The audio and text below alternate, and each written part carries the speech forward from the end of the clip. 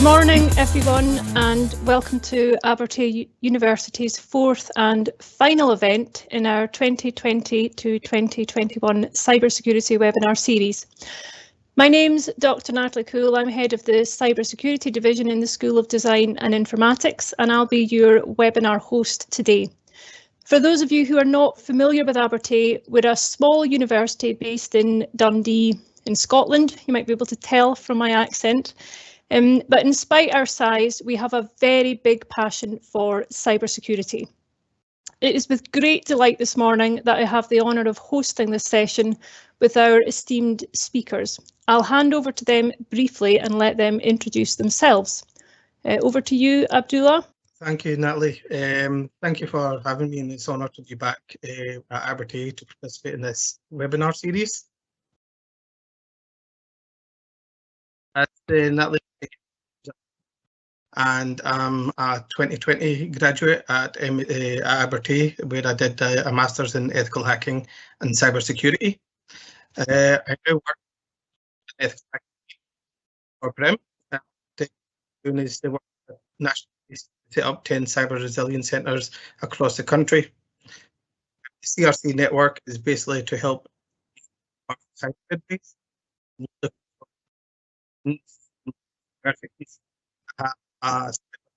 to help deliver cyber-related services to businesses.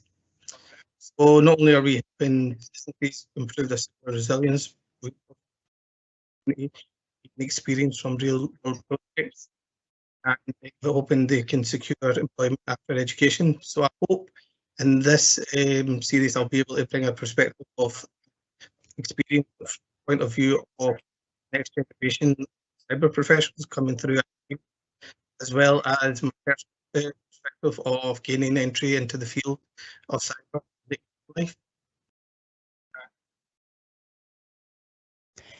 Thank you, Abdullah. I'm going to hand over to Chelsea now. Hello, morning everyone. My name is Chelsea Jarvie, and I'm also a graduate from Abertay, but quite some years ago now. I'm a cybersecurity consultant, so I've worked in the public and the private sector, and then I started my own company 2 years ago called Neon Circle. So I've done some work around GDPR, security awareness, cloud consulting, but I've also done some work on cyber skills and how we get more people into the field. So that's me, thank you. Thank you, Chelsea. Over to you now, Colin. Hi, I'm Colin Ruckert. I'm a security analyst at Retrain UK. I also graduated with a degree in ethical hacking from Abertay University, and I've been invited to share my opinions on this panel, particularly from a neurodiversity perspective, as I'm both dyslexic and dysgraphic, and with the support of my current employer. Was diagnosed as having Asperger's syndrome at 40. So hopefully I can bring a bit of perspective from both sides, having spent the majority of my career trying to hide the fact that some environments and tasks may be more challenging for some people than what they're perceived to be. I'm also able to recognise the benefits of having employer support after aware of the challenges faced. So that's me. Thank you, Colin. And finally, over to you, Polly. Hi, everyone. I'm Polly Purvis, and my claim to fame is that I am the founder and the original chair of CodePlan, and also the previous CEO of Scotland IS, the trade body for digital technologies in Scotland. I also have the honour of an honorary degree from University of Abertay, but have not done all the hard work that everybody else on this call has done in order to get that. So thank you for having me. Thank you, Polly. Thank you to all of our speakers for introducing yourself there. So the purpose of today's webinar, you'll have seen when you signed up, is to discuss diversity in cybersecurity, particularly around how organisations can ensure that they have a diverse workforce. And we'll also explore the role that diversity can play in helping to address the talent pipeline problem. So we're going to structure this around a couple of discussion points. The first will explore potential opportunities for bringing new and diverse people into the cybersecurity sector. And the second will look at how we can support and retain diverse talent. So I will invite our speakers to spend about half an hour in total on these discussion points, and that will give us about 10 minutes at the end for questions and answers. So I would like to encourage you, our audience, to post questions for our speakers in the Q&A box that you'll see on the right-hand side of Teams. If we run out of time and we're not able to get through all of the questions, then our speakers have very kindly agreed to address these after the event, and their answers will be disseminated as part of our post-event communications. So the first question that I'd like to pose to our panel this morning is, how do we bring new and diverse people into the cybersecurity sector, including those who wish to upskill and retrain? And I'd like to pass that question over to Chelsea, first of all. Thanks. Yes, so I think there's actually quite a lot happening to try and get more and more people into the cybersecurity field. And I'd done a bit of work with Skills Development Scotland last year, and they've got so many initiatives that I don't think people are really making the most of. So companies and things can really get support from them to try and help bring in more sort of diverse talent and look at people who maybe want to upskill and retrain as well. So I definitely think that's an avenue that people can use. But focusing on the sort of female perspective, which is what I know best, I think there's definitely things that companies can do to attract people in and make themselves more appealing to women in particular. So things like looking when you're putting a job advert together, making sure that it has gender neutral language. I've seen job adverts in the past referencing him and he, and you know how he would do the job, and that's really obviously very off-putting for me as somebody that would maybe look to apply. So there's support that organisations can get through Equate Scotland for trying to make sure that their job ads are very gender neutral and inclusive. So that's definitely something that people can do. I think as well having positive role models in the organisation, so people who are at all levels of the organisation who can support women or people who are being retrained on their journey into cyber and into whatever organisation and the cyber field. So I think that's definitely another thing that people can do. I think cybersecurity probably needs a bit of a rebrand. So I still see courses and things advertised where you've got that very typical hacker look. And for me, I don't find that very appealing because I don't really see myself as, you know, somebody from Anonymous with the mask or the hoodie. That's definitely not me. So I think just being aware of not falling into those stereotypical branding, you know, cliches that we have for cybersecurity as well.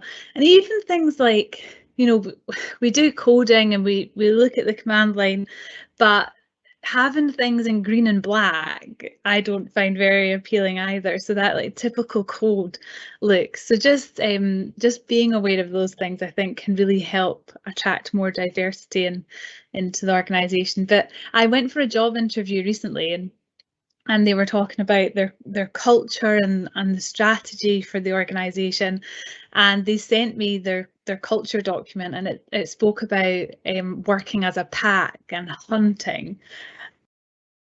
Oh, this is definitely not for me at all. And there was lots of pros to the company, but it was just, you know, that idea where they really wanted to motivate people to work as a team, but the language that they used really put me off. So I think that's definitely something that organisations just need to take into account and think about when they're advertising roles.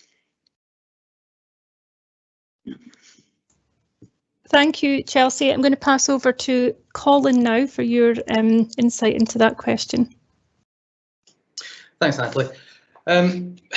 Bringing people, diverse people, particularly neurodiverse people, into the cybersecurity sector, it's easy enough to say, but actually putting that in action is a far more complex process. First and foremost, the organisations need to recognise the benefits of diversity, not just neurodiversity, which I fall into.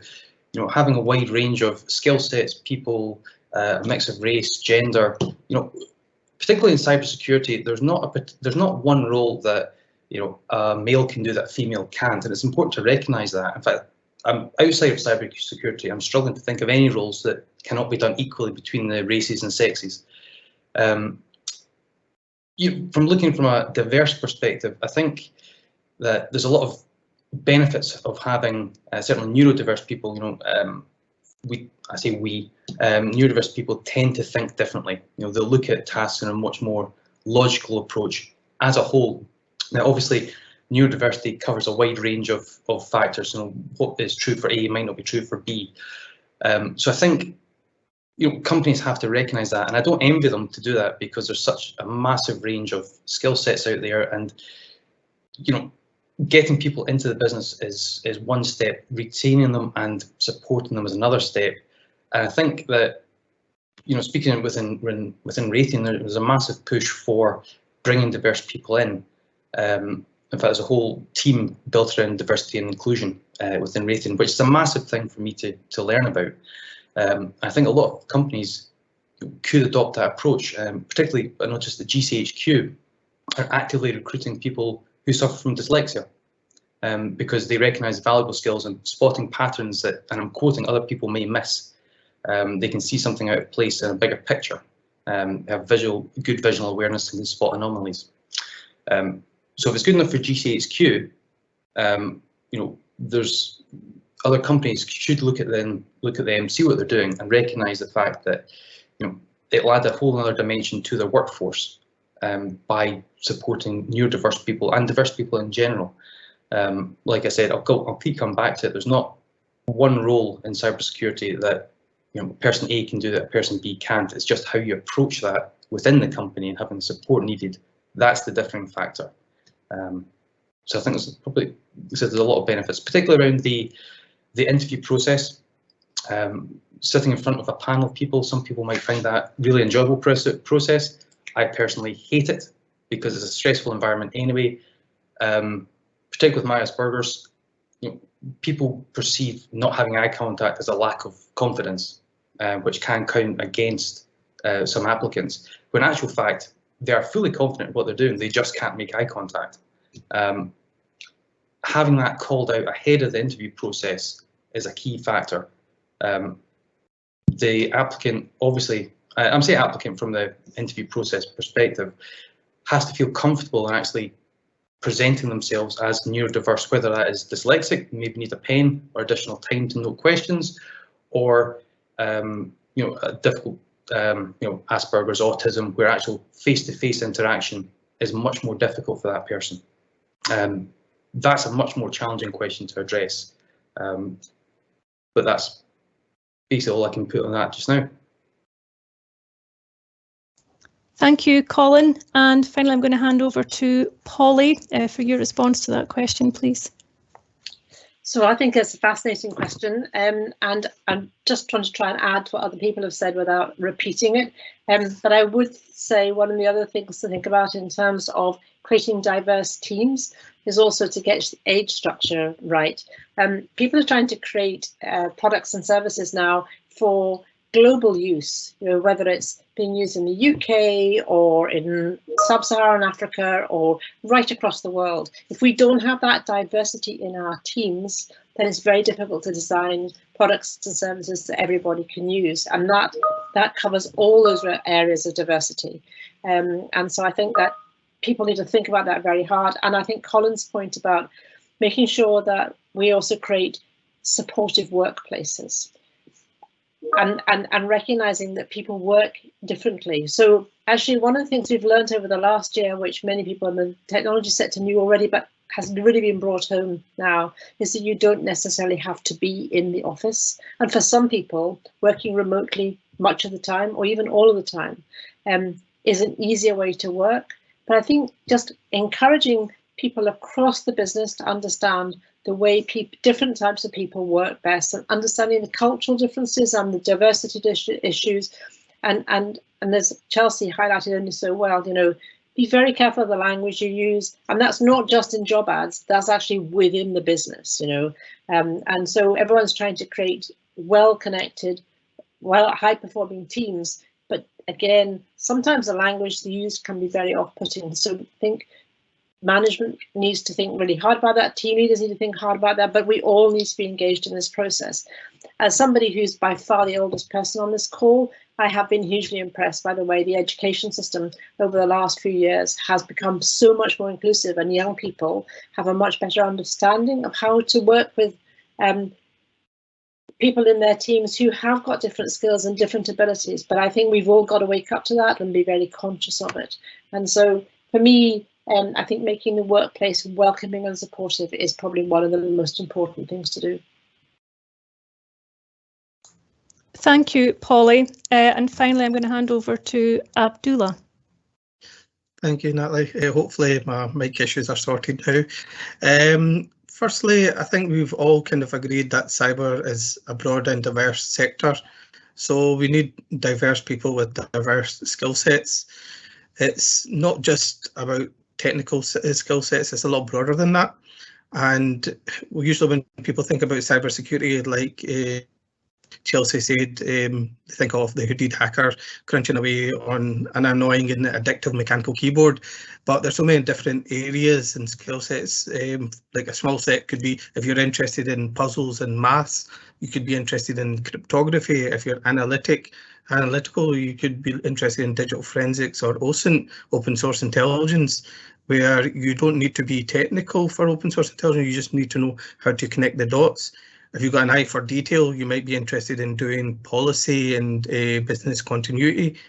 But again, if you're interested in a technical aspect and you want to be a pen tester or a red teamer, there's more to the than just the technical side.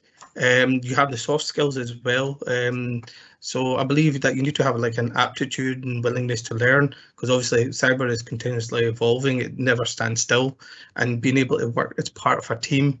So if you could be the most amazing pen tester, but if you can't convey to a client what the threats are, you would need some support in that. And being as part of a team, you need to recognise where somebody's weakness is and help them, support them in that, and help them to improve.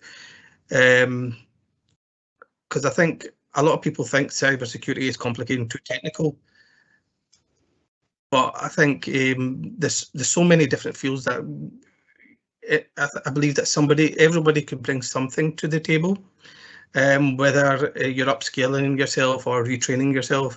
Everyone has a different perspective. So from somebody who's a recent graduate to somebody who's been working in the industry for 10 years to a landscaper who's wanting to change their career.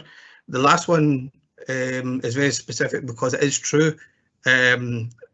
And the individual who's a landscaper has done very well. But you see people who want to do the technical aspects, who don't want to do policy, and you get people who do security awareness training who don't want to do the technical. Everybody can play a part in the cybersecurity.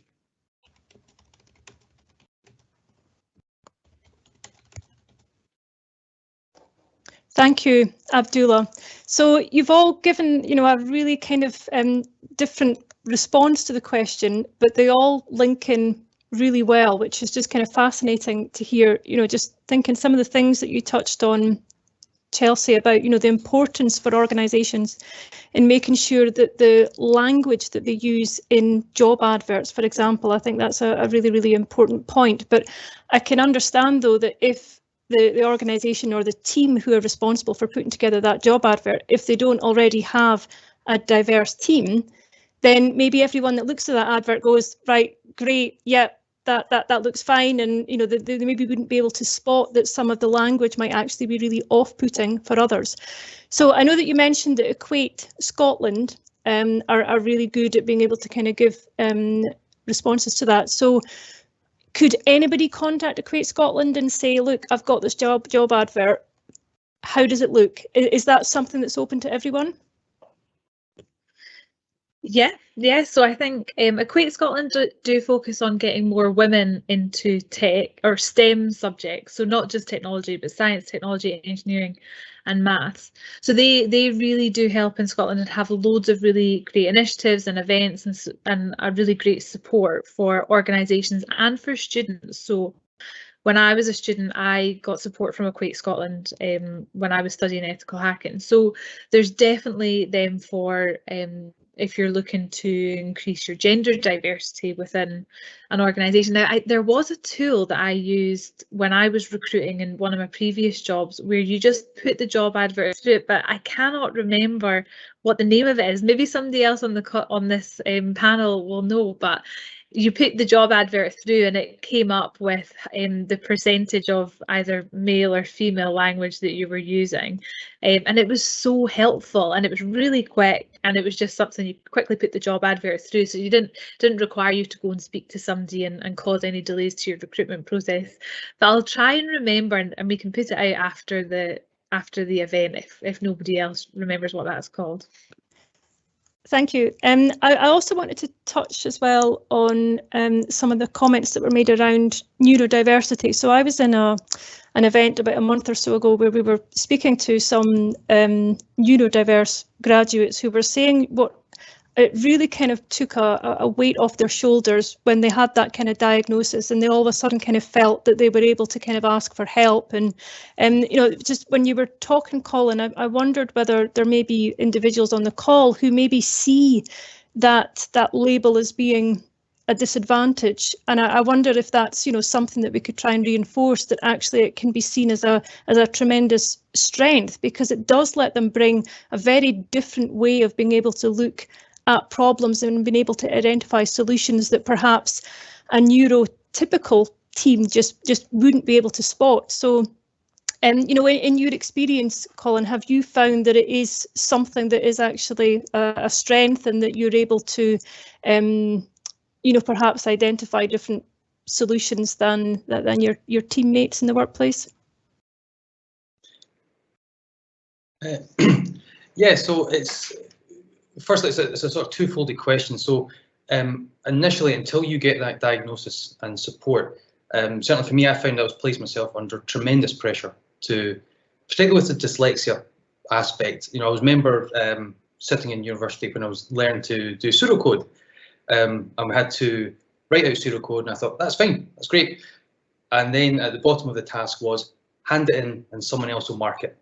And I thought, oh, no, not happening, because the person who I'll be handing it to will not be able to read my writing.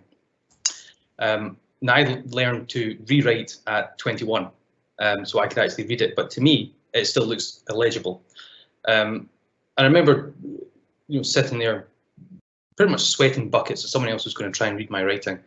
And it took an email to the lecturer, who probably doesn't even remember this, to say, look, I'm 36, this is embarrassing, I don't want other people reading my writing. And the response was, that's fine, type it up, send it in. I thought, that great, weight off shoulders. And then it got me thinking, I'll be the only one that is typing pseudocode. Why is that? 5 minutes later, an email went around the class saying, feel free to type it. From my perspective, that was the biggest sort of wake-up call that actually education or universities do have your back, providing you can be upfront with them. And that lecturer will probably never know the difference that made to the coursework, and I doubt that she'll probably even remember it. Once you have that confidence to get either a diagnosis or be upfront with your education board or your employer, the benefits that brings are night and day, because suddenly all the pressure is gone. You know, everyone's aware that, you know, if you write something, it might not be legible, and that's fine. When it comes to actually addressing problems, at least from my perspective, and it's not true for everyone, because everyone thinks differently, hence diversity and neurodiversity. It allows me to, again, it's a double-edged sword. I can look at a problem and see it differently. If you look at my code, it's usually logically written out, because that's my way my brain works. And you're able to focus on a problem and pretty much discard everything else. The flip side of that is, because you focus on a problem, you discard everything else, you sometimes miss what's going on that needs to be focused on. So I think having awareness of how a particular condition affects you is key, and the employers need to be keyed into that as well. So if they give you a task and you don't do other tasks, or you don't handle change well, they need to be aware that, you know, this is not through choice. This is, you have a task and you're going to be focused on that task, and, you know, other things might be discarded down the line. And again, it's having that relationship with your employer, your supervisor, or your tutors, for them to actually call it out and say, look, I know you've been doing this, what about this? And that comes through trust. So there's definitely benefits that can be had, but it's to recognise your own strengths and weaknesses is sort of the key aspect of that. Brilliant, thank you, Colin. Polly, I noticed you mentioned in your answer as well about just the importance of trying to bring in people perhaps who have skills and experience elsewhere. Can you comment more on that, please? I think it was really, I think one of the things we've done over the last 20 years probably is mystify jobs in cyber and software and things like that. And so they become sort of, those are very special jobs and you'd have to have special skills. And I think we need to demystify that and highlight, as some of the people on the panel have said already, some of the elements of what makes the skill set you need for cyber. So, that whole bit about being a bit of a detective, forensic, there are a whole range of skills and the ability to design well, whether that's software design or actually creative design, so that you can design solutions that people can use easily. And I think the other piece that we need to be looking at is, this is a growing industry, and whilst we have fabulous universities and colleges turning out people to come in at the sort of young end of the sector, we also need to look at how we can bring people from other industries and transfer them into the cybersecurity industry and the wider tech industry. And that means bringing people who've built up expertise and knowledge in other industries, which is really, really relevant, but also helping them to see how they transition and explaining what the skills are for these jobs and not making them into sort of these mystical specialist people. Yes, they are mystical and specialists in some ways, but, actually, very many people have the right skill sets, and how do we help them to understand what they have that's very transferable and what do they have that they may have to build on. And I think particularly as we come out of the pandemic, we're going to have quite a lot of change in the workplace, and people are going to have to transition from one industry into another, and demystifying this industry will help to make that transition easier for people, I think.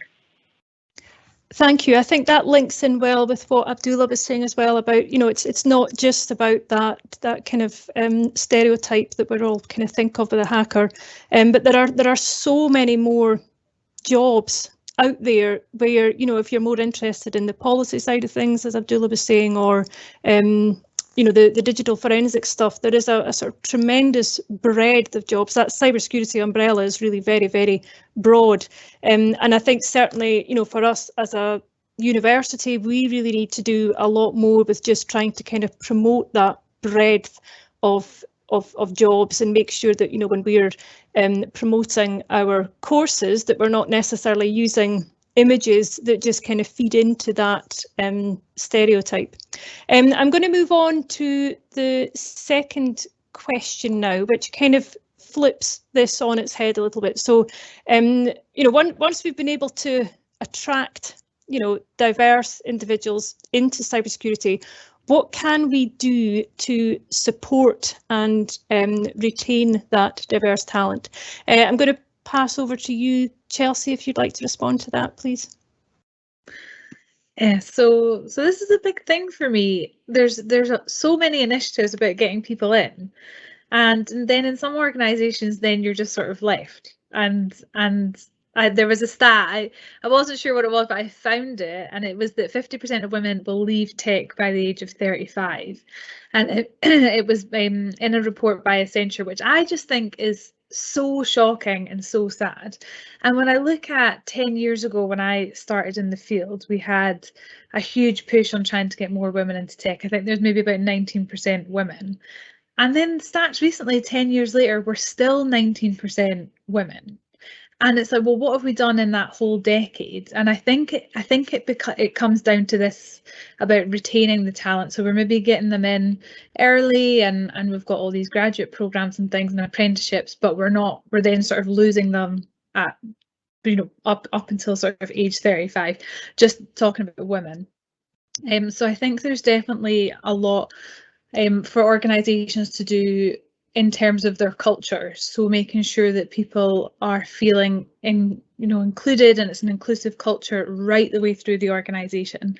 And I've been in organisations where that's not the case, but we have the policy that says that we have we're promoting diversity and that everybody is included, and there's all these policies and bits of paper around that makes it look really positive, but the reality is that that's just not the case. So there's definitely a lot to be done for organisations to really have a culture shift, but to change a culture in an organisation requires effort and it takes time, and you're not going to get it right all the time, but it really does take that push right the way from top management down, so through all levels of management, but also empowering people in the teams. So I've been in teams where there has been really uninclusive behaviour that I've not appreciated, but nobody's said anything apart from me, and that then you're sort of just talking into an echo chamber. So I think people really need to be empowered to call out poor and uninclusive behaviour as they see it in the workplace, and I think managers at all levels can really help with that. And then it has to, the behaviours have to be seen right up to the top. So I think that's definitely that can really help us support and retain talent, and then also having that support as people progress. So if you've got a nice mentorship program and things for graduates coming in, what do you do when they get promoted to management? Because I found management to be really lonely and quite cutthroat at times. So what can we do to support women there? And then, if people are going off on maternity leave or paternity leave or whatever, how do we, help them at that stage of their career and their life, and sort of balancing that so that they're not leaving by the age of 35, which is just such a sad statistic, I think. But I think, there's definitely a lot. I think it's definitely cultural and behavioural for me that would really make a difference. Yeah. Thank you, Chelsea. Over to you now, Colin. Thanks, Natalie. I'm just going to very quickly touch on a point that Chelsea made, and it is cultural, and changing that within an organisation takes a massive amount of effort. I think it was last year or the year before, Retrain started doing something similar with changing the whole culture. And like Chelsea says, it starts at the top and filters down. So if the top tier management, aren't on board with this, it doesn't stand a hope. So it has to be, led from the top right through the organisation, and that will take anywhere from months to years, or they may never achieve it. But I think striving towards that is the key aspect, and it should be one of the company goals. If you're looking to change the culture, make it a more inclusive place. In terms of supporting and retaining talent, I've got a bit of a unique view on this, because prior to being a security analyst, I was a senior project manager within the same company. And had I not had the support from particularly HR, everyone, you talk about HR, usually it's negative connotations. Had it not been for HR and their support, getting assessed and getting confirmed as having Asperger's, and then the support put in place, I would not be in this company just now. So it's taken from being a very stressful job, which did not suit my personality.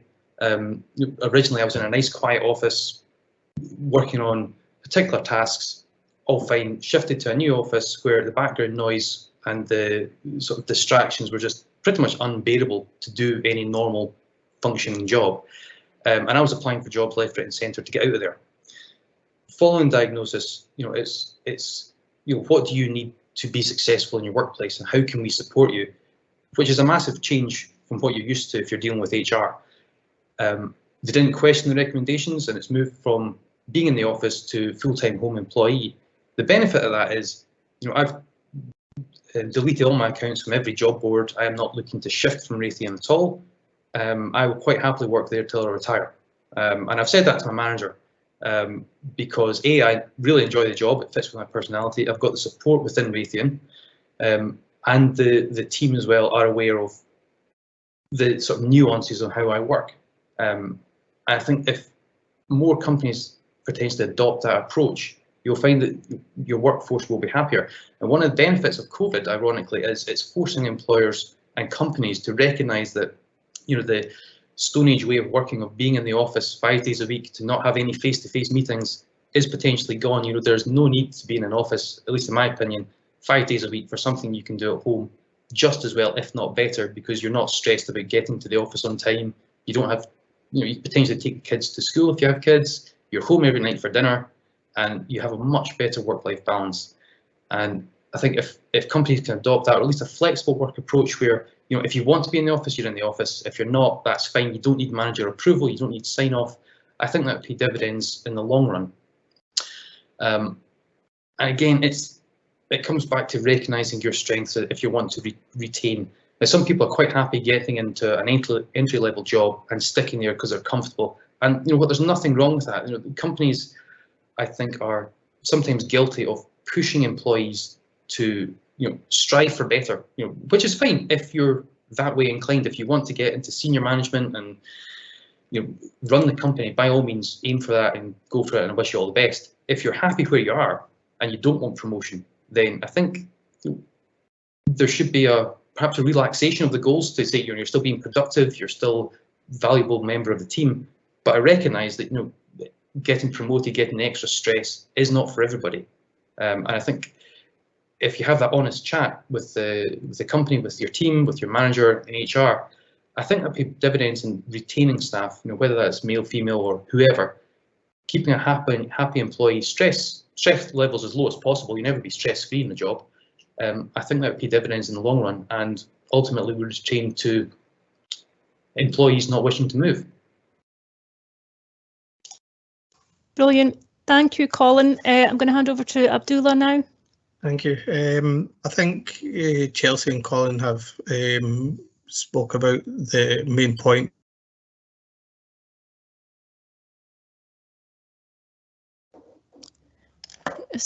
Abdullah may be frozen. I'm going to hand over to you, Polly, while we wait and see if Abdullah can get back into the call. Okay, that's fine. Yeah, I think that I would like to add to some of the things Chelsea and Colin have said. I think Colin's point about pushing people to constantly be on the sort of upward progression within the company is very good. I think that creating career structures for people that work to their strengths. So some people would like to move up into management roles, but I think one of the things we've seen, particularly in the software sector, is there are some people who don't want to ever move away from being a software developer, but they become more and more senior and more expert, and then they can act as coaches for other people. But you need to play the nuances around that really well. Going back to Chelsea's point about the statistics around women leaving the tech sector are horrendous, and we haven't really improved them. But I have seen a number of initiatives by bigger companies, which I think all companies can adopt, around particularly women taking time out for childcare. And I think that we're now starting to see that happening both for women and men as we get to more shared maternity and paternity leave. But creating an environment whereby, for example, it is possible for parents to take time out to go and pick kids up from school, bringing people back in. I've seen, I think it's Morgan Stanley do a scheme whereby they start to bring women on maternity leave back into the office a day a week or a half day a week, or probably now doing this on Zoom, but having chats with people as they're coming towards that point when they return to the workplace, so that they feel they're up to date with what their teams are doing, and also that they don't feel they've suddenly got a skills gap. Those sorts of programs are really effective, and I think they can be used. I mean, I have to say I've been hugely impressed at what is happening in some companies around shared maternity and paternity leave, and therefore you need to do that for both parents in that situation. But I think those are some of the things that would help. I also think, and Chelsea, well, I'm sure I've had experience of this, there comes a point when you've got a young family where actually some of the things that the team are doing are not available to you. If you've got to go and pick kids up from school or after school care club, you need to be there in the evening. All those, let's go down the pub, let's go out and play football or golf, or whatever it might, sort of close down to you. And companies need to be aware of that. Doesn't mean to say you shouldn't do them, but you need to think of ways that engage your workforce during the working day and don't make people feel that they've been isolated by their circumstances. There's no perfect solution to this, but I think some of these steps will help. Brilliant. Thank you, Polly. I think Abdullah's back with us now, so I'm going to hand over to Abdullah again. Everything that could go wrong has gone wrong today. But I'm back. So obviously, I think everyone has touched on that topic of the culture change coming from the top to the bottom.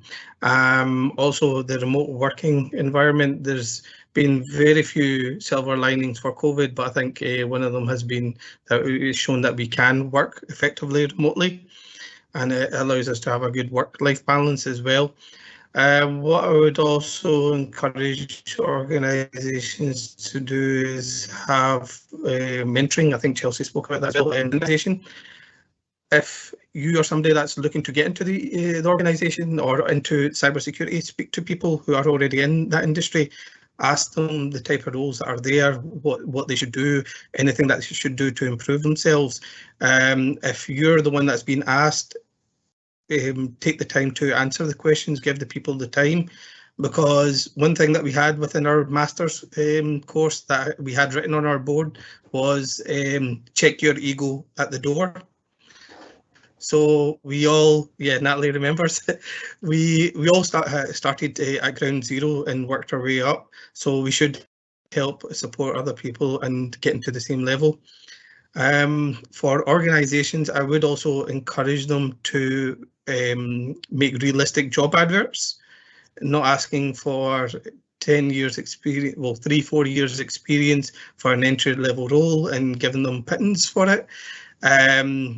Also, I believe that salaries should be mentioned on either the job role or very early on within the interview, so people know that it's benefit on both sides, that they know that they're not wasting anybody's time. And from an employer's point of view, I feel that they should always give back feedback to, obviously you're going to talk to the successful candidates, but candidates who aren't successful, give them feedback so they can improve on themselves. Because if you don't give them feedback, then they could be going to every interview for the next year committing the same problems.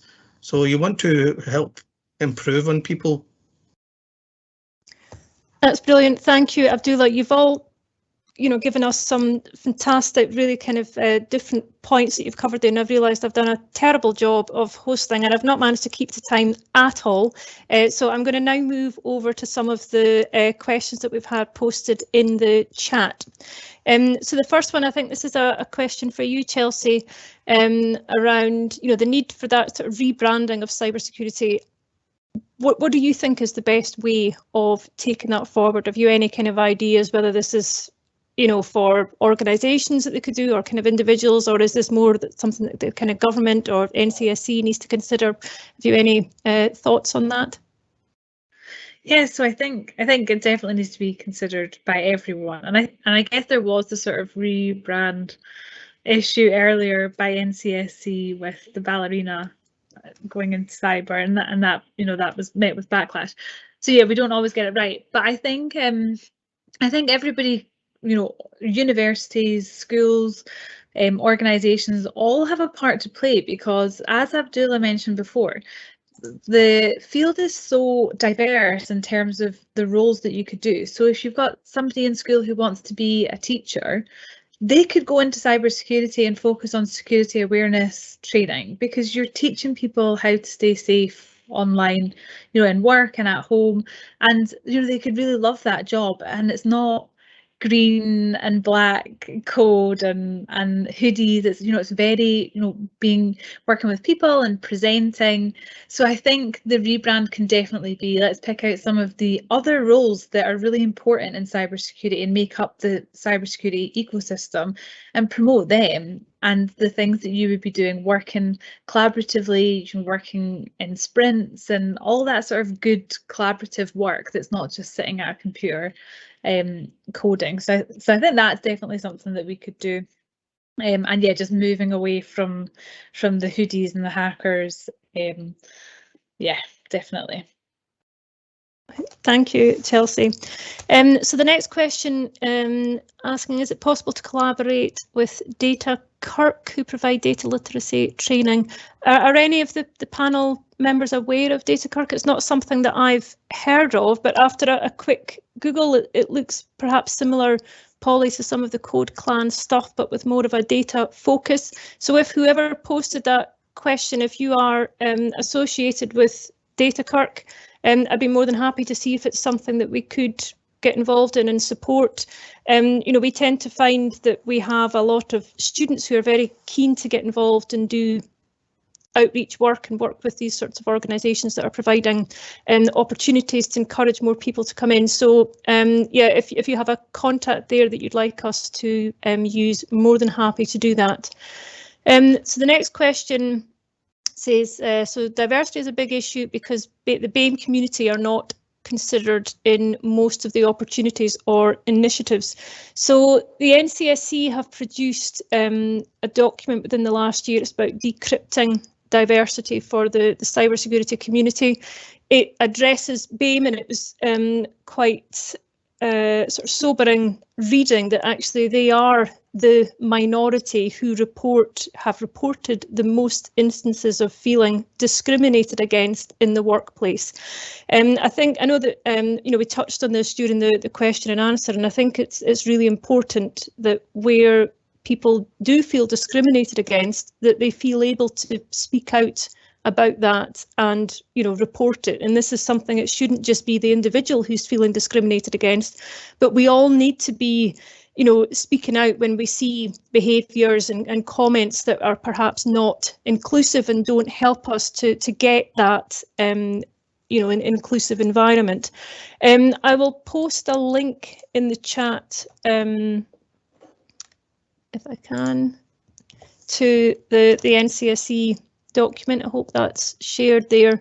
You might find, whoever posted that question might find it really interesting to just go and read what's being discussed there. But I think you're absolutely spot on. It is something that we need to consider diversity, you know, across, whether it's neurodiversity, gender, age, BAME as well. Absolutely, it is really, really important. The next question from Ian. I think we're probably going to... Yes, of course, Polly, sorry, come in, yeah. I'm old enough to remember when we started to have sort of positive discrimination around getting women into the workplace. I mean, it wasn't the women weren't in the workplace, but they were very often, you know, they were always seen as the people at the bottom of an organisation, and many organisations now are much better in their gender policies. But I think we actually have to be much better in our BAME policies as well. And in Scotland, we tend to go, this is not our problem, and actually that's very wrong. I think companies have got to start to have positive action about making sure they do have diversity across their workforces. It's actually been one of the benefits of you being part of Europe, was that particularly in the technology sector, there are a lot of people from across Europe. It's still working in Scotland in the tech sector, and as far as I'm concerned, I'm delighted to have them here, and I hope they stay. But I think we've used that as an excuse for not addressing the BAME issue, and I think we've got to get smart about that now. Thank you. Absolutely spot on there, Polly. I just wonder, we've probably only got time for one more question. If we could maybe pick up on Ian's question.